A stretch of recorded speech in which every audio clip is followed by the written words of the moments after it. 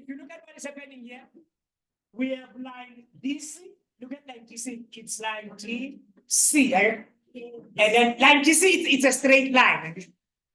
Line DC, it's a straight line. You also have line AB, which is also what? A straight line. Line DC and line AB, they intersect each other. When they intersect each other, they started to cut. They cut each other into 4 pieces. So you have piece number 1, you have piece number 2, piece number 3, and piece number 4. But the good news is this: these two lines, they did what? They intersected each other.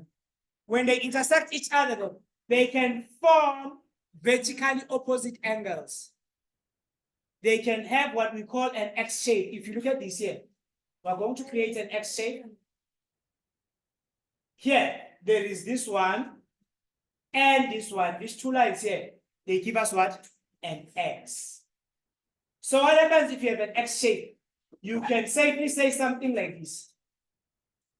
You can tell them that the two angles are going to be equal. And then I said you, did you see? I said you accepted reasons. You saw that. Okay?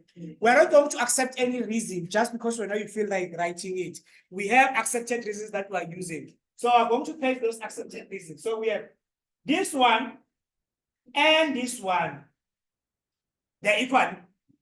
Why are these two going to be equal, by the way? Yeah, so you can tell them which X is going to be equal to what? 67. And then usually we do something like this. I saw it, I like it, I saw it. So you have the statement actually. And then you're going to have your value. So you have X is going to be equal to 67. What is the reason behind that? We have that vertically opposite. Vertical opposite angles are equal.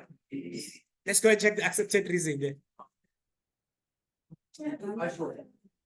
So it says that opposite angles equal. That is accepted reason. Vertically opposite angles. Okay.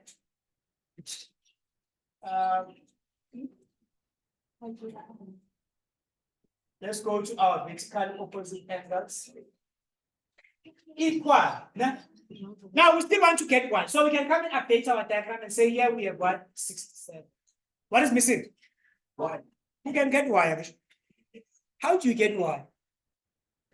You can look at line AB, or you can look at line DC. The angles that are lying on line DC.